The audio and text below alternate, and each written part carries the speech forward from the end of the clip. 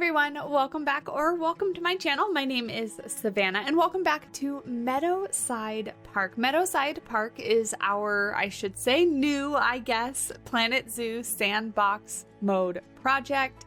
And this is episode number 2. We are jumping in to put our very first animal into the park. In last episode, if you didn't catch it, we did the entrance, which I am super proud of. I really like how it turned out. I do want to add just a few more details here and there, but I figured we would move on today and actually add an animal to our park. Now, if you can see by the title and the thumbnail, we're adding some birds, we're adding some flamingos, and then we're adding a walk-through aviary. Now, unfortunately, because of the lack of flighted birds in Planet Zoo, our aviary really only has a couple peafowls and a swan in it.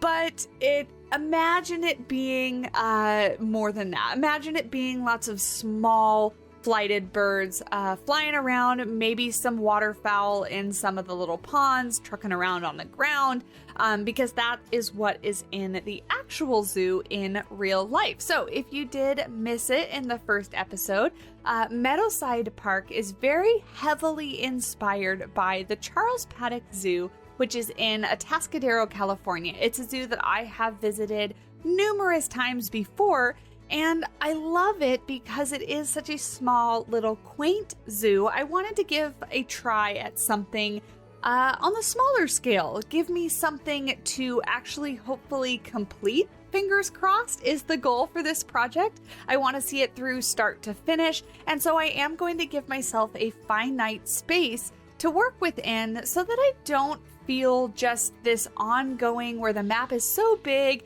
it's never filled up, and I just kind of constantly feel the need to add more and more and more, and then eventually I get myself burnt out on these projects and then they kind of go away, which is what has happened with many of the other parks on my channel, or should I say all of the other parks on my channel. The only one that's gotten even close to being done would be River Rock Zoo, and now I'm going back and remodeling that one without ever really completing it. So I think giving myself a space to work within is going to be beneficial to me, my creativity, and for the longevity of the park in getting it all done and completed.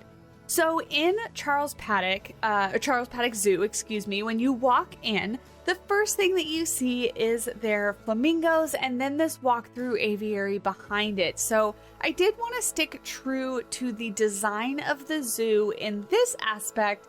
However, coming next episode is where we're kind of going to get away from the actual real-life zoo just a little bit and go off with still the same, obviously, theme and design in mind, but not actually recreating the park one for one as a direct replication.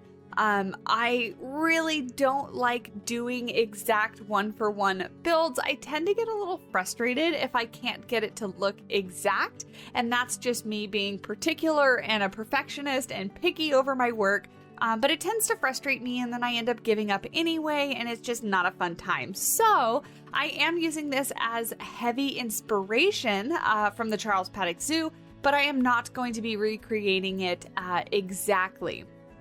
However, flamingos in the front of the park is something that I definitely did want to keep because it is something that I just think of as when you go to a zoo, the flamingos are right there. The San Diego Zoo is the same way. The San Diego Zoo Safari Park, their sister park, kind of has the flamingos towards the front as well. So I just think it's where they belong. It's where they fit. So that's what we're working on here.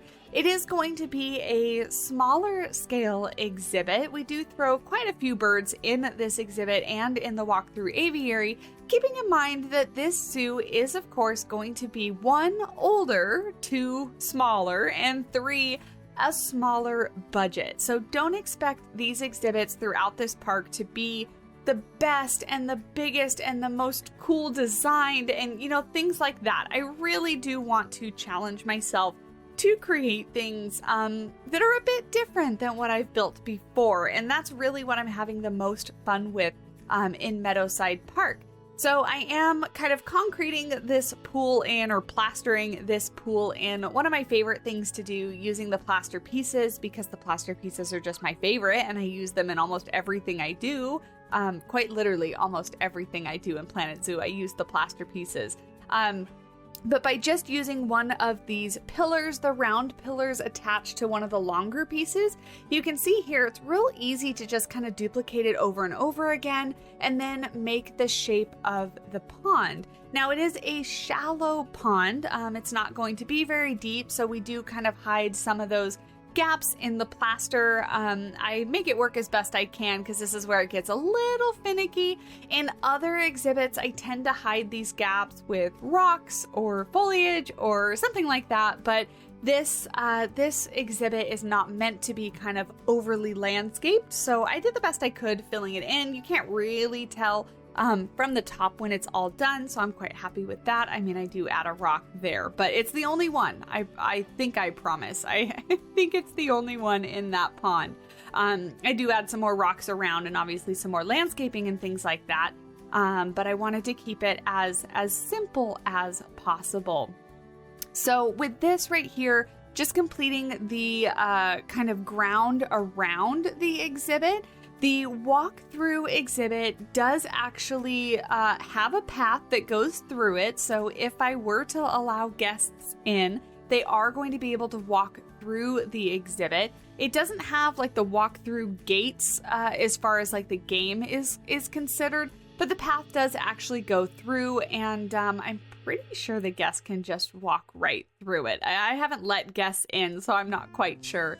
But before we get to that, we're working on a little locker area. These lockers are off the workshop, and I apologize, but I do not remember who they're from. If you recognize them and want to leave the creator's name down below in the comments, please feel free to do so. I did not create these, but they are beautiful and they're perfect for what I was looking for. I do end up recoloring them green. But in Charles Paddock, there is actually like a little locker section right here. It's not usable. They actually have like a fence up so that you can't actually get back there to these.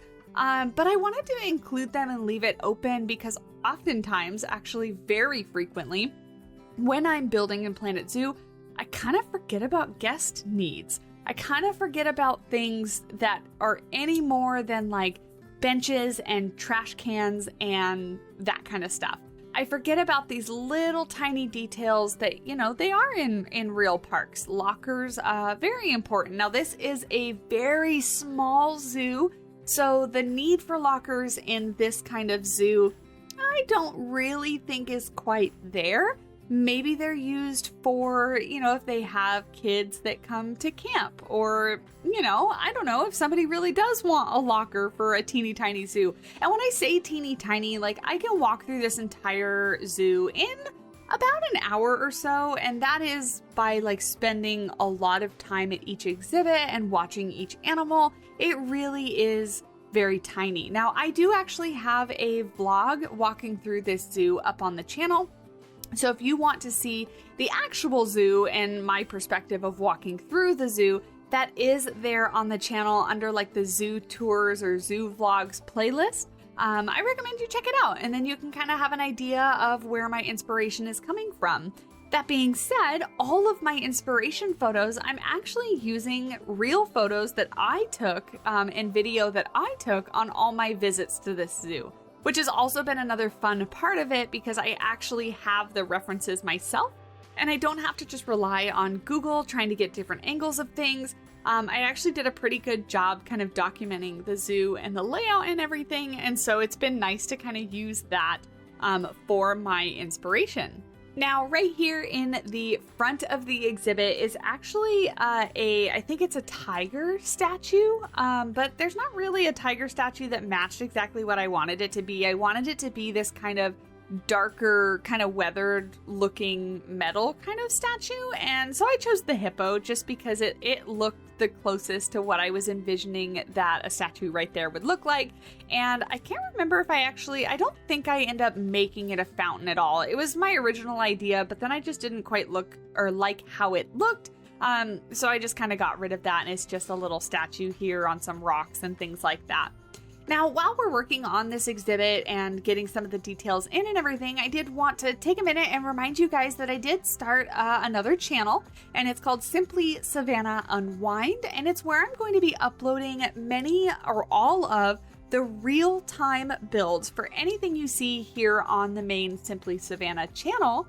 I will be uploading the real-time builds with no commentary because I am not about to sit there and talk for a whole like 2, 3, 4 hour video when it takes me that long to do these builds. But if you're interested in seeing more exactly how I build, my process, maybe some of the methods and techniques, it is real time. I debated kind of speeding it up and doing like double time kind of thing because they are quite long. However, the point of them being that while you're doing the dishes or chores or you're studying or you're trying to fall asleep, you can go ahead and throw these videos on in the background just for some relaxing lo-fi music with game noises, and you can kind of check out how I build and how these things kind of come together in real time. I try to tell you each and every video, you know, how long these things took me, but those videos are uncut real time and you can see exactly how long they take, how many times I go back and forth, and things like that. So if you're interested in checking that out, the link to that channel is down below in the comment section, along with my other channel, which has kind of been the forgotten one, and I feel so bad.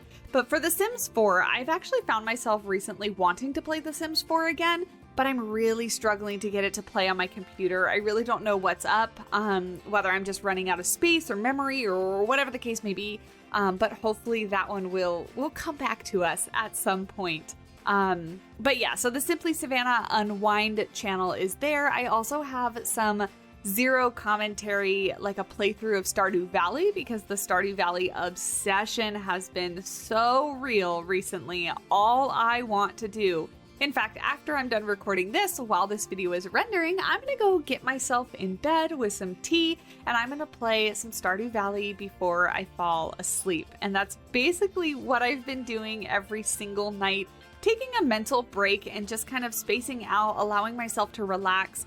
I'm kind of in to talk about life a little bit here, give you a little update on what I've been up to. I've really been trying to refocus on my own health, both physically and mentally. I'm on a bit of a kind of, I don't want to call it like a weight loss journey. That sounds so dramatic and long-term, I guess.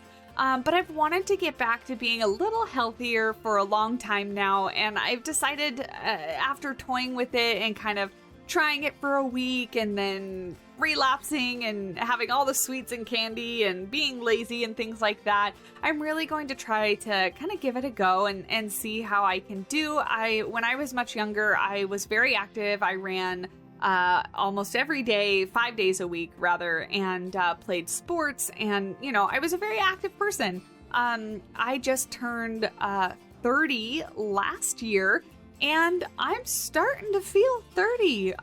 My knees kind of hurt, my back kind of hurts, my wrist kind of hurts. So I'm trying to get just a little bit more active and whatnot. So I'm trying, my whole point in telling you that is I'm trying to focus a little bit both on my physical and my mental health. And so by not stressing content here on the channel so much, I've really found a lot of my inspiration and my motivation back.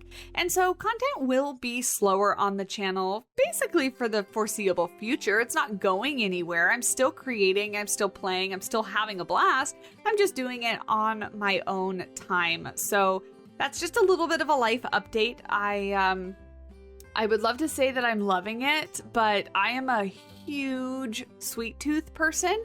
I love Dr. Pepper. I like cookies. I like bread. I like ice cream. I like all that kind of stuff. And it's all linked very close with my mood. So if I'm very tired or upset or having a bad day, that's what I turn to because it makes me feel better.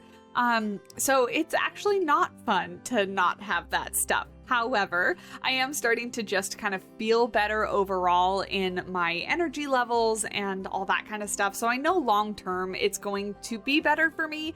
Just in the short term, it's not very much fun, you know, and I just, maybe everybody is different, but for me, that is the hardest part. I really do love my soda and my sweets and my dessert and all that kind of stuff, but trying to do things in moderation. I'm not on any kind of like strict, vastly different diet or anything like that. I'm just trying to make better decisions when I have my meals and not eat quite as much. And, you know, maybe not, I don't need like 6 Dr. Peppers in a day. That's an exaggeration. That's not what I have. But, you know, maybe I just need one of the little like mini cans or like half of one or something like that. You know, just moderation. I can still have the things that I enjoy eating, but I just can't eat them a lot and all the time. So that's what I've been working on.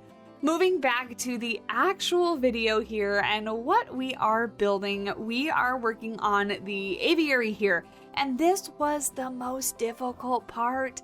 I struggled a little bit, and I don't know if you can tell in the video or not because it is sped up. This is like 7 times speed. So I don't know if you can quite tell how much, but I struggled a little bit. You know, the chain link can be a little finicky to work with, especially when you're making like more organic shapes, and circles and things like that, and not like a square. It can be a bit tricky, and the sides here get a bit tricky. They get very overlapped and things, and so I just had to kind of do the best I can. It's not perfect, and if you zoom in and look at it, you're gonna find that it's not perfect, but it works, and I'm happy with how it turned out here. I'm trying to delete a lot of it because there was a lot of overlapping pieces, and I don't want this to be like a 1,000,000-piece project, so trying to get rid of the stuff that really doesn't need to be there. I utilized the circular symmetry trick here for this build. You saw me with a mud pillar out and things like that, just kind of rotating it around to get everything to be symmetrical. That's the same thing that I did for the entrance plaza with the ground, like the sunburst pattern that comes across on the ground. Same kind of trick that I used for the top of this aviary. The biggest thing that I struggled with this aviary, though, is not the top part of it. It was a bit of a struggle, but I got there in the end. It's that making these kind of smaller exhibits with a path through them, very difficult. Very, very difficult. And in hindsight, what I might actually change it to and what I should have done probably is I should have just done a null path and then decorated it so that the path was much smaller. I know there's like a trick where you can turn a queue into a path and have it be like a queue, like a 1 meter sized path or whatever it is. I don't really know the trick and I didn't want to fuss with it, and I also don't play with mods. So the smallest path I think is the 4 meter one, right? And it is rather large. It's rather large for such a small little aviary, but I made it work, and maybe we'll go back and change it in this project. I am not kind of checking everything off as done as we go. If I feel the need to go back and adjust something, I absolutely will. I will try my very best to kind of add a new animal each episode or each video, just because that is what does well on YouTube and, gets people to click on the videos and things like that. And I do absolutely have to take that into account. But that's not to say that like on the next episode or an episode down the road, I'll come back and kind of adjust this and make changes to it.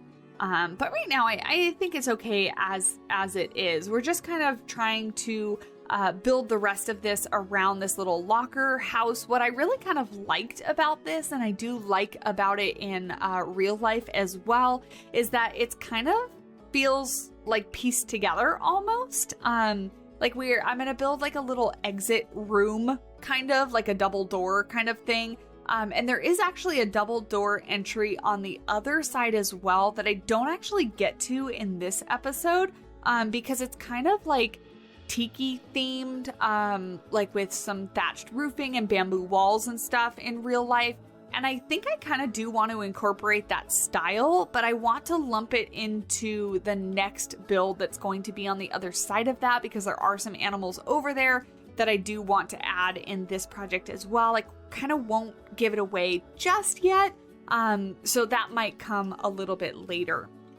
Talking about stuff that might come later, I have already started working on the next episode because I am trying to have stuff built, before I actually release an episode, and that way I can kind of get these closer together and not like 3 or 4 months in between. So I actually started working on a little barn, and I decided that I'm probably going to add chickens and then maybe the goats is what I'm thinking. I'm probably not going to add everything from the barnyard animal pack, but the chickens and the goats I felt like probably fit the best. And so that's what's going to come next. If you can see where the Mapingo tree is just to the left of the barn building at the entrance, that is where I'm going to have the barn. And I've already started building, as I mentioned, and it is in 2 sections with a path in the middle. And I'm actually rather proud of my chicken coop, and I hope you guys are going to be proud of it too. I did an interior, and I'm so very proud of myself. So that is to come. That's going to be in the next episode. And I continue to use color. I know I mentioned in the entrance video that I was trying to use color and kind of step outside of my box and stuff like that. And then here we are making something that is entirely built of neutrals with stone and brown and things like that. We get back to the color, I promise. The flamingos and the peafowl add the color for this exhibit, as well as the landscaping and stuff like that. But I do get back to it, I promise. But we're actually almost done here. We actually only have like 10 minutes or so of the video left. This was a fairly kind of easy build, all things considered. I am happy with how the park is turning out. I can't wait to work on more animal exhibits, but also the surrounding park. So Meadowside Park is named because it is supposed to be next to like a little meadow or park for the public. And so although I'm probably not going to spend a whole lot of time on the surrounding area, I do plan on doing a parking lot and then maybe a little bit of the park setting. There's little barbecues and like a playground and stuff like that in real life. And so that's kind of what I want to incorporate just that way. So the zoo has a little bit of context, a little bit of background, that it's not just, you know, on an open blank map, that there's actually some surrounding stuff and it makes a little bit of sense. Again, just trying to think of the guests and think of actual zoos and things like that. Here with the path, you can see quite how big it is. You know, I wish it was half the size, and looking at it, what I probably should do is do the knoll path and kind of shrink it down. However, now that I say that again and I'm thinking about it, I do actually do some custom fencing all along this pathway, and I don't want to redo it. It took me quite a while, and it looks good, I think, and I kind of don't want to go through and redo all of the custom railing and stuff. So, I mean, we'll see. I'm doing a couple of these little like pergola things, and maybe I'll add some more landscaping and stuff down the line, because in real life, both those pergolas are kind of overgrown with some like growing vines on the top and stuff. It's all very like pretty and planted, and there's some perching like higher up that I didn't put in because of course it is for flighted birds. I think they have a Tarraco in here, as well as some waterfowl in these ponds and stuff. And so I didn't actually add those now that I'm thinking about it. We do add like a one of the trees that doesn't have any leaves, like one of just the branch trees, as some kind of perching. But I didn't actually put perching like across the top aviary part where all the mesh is and whatnot. And I probably should, because that probably would be like a nice little detail.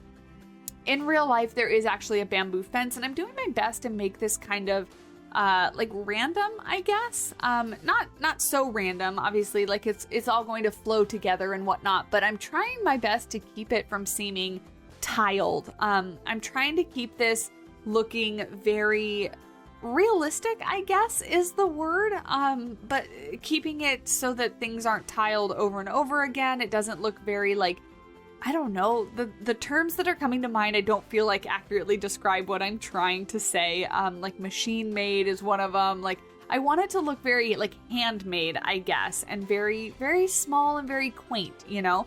This one's not quite like low budget. I mean, it is probably a lower budget than, you know, what type of exhibit we could have made. You know, bamboo, I don't think is very expensive, and stuff like that. But that's kind of what I was going for. The other thing that I do struggle in this particular aviary is the animals' traversability. Traversability? Is that a word?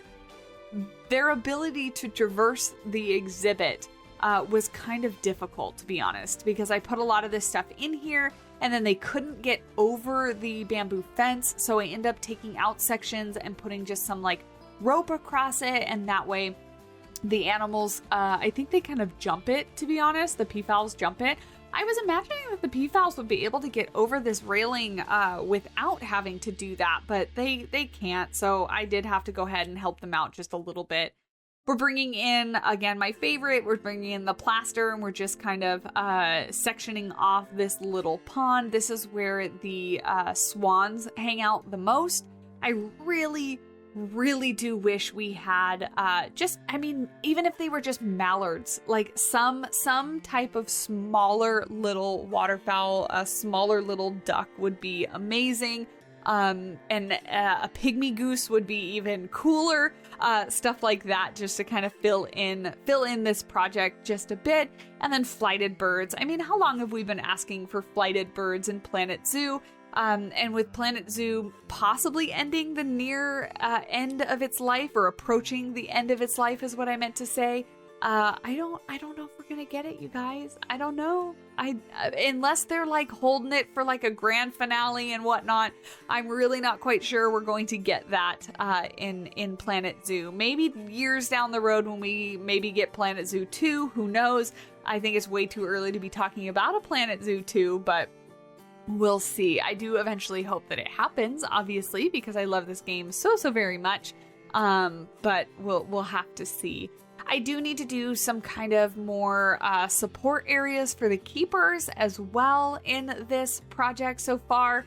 You can see that their entrance to this aviary is on the very right-hand side, which is not realistic to how it is in real life.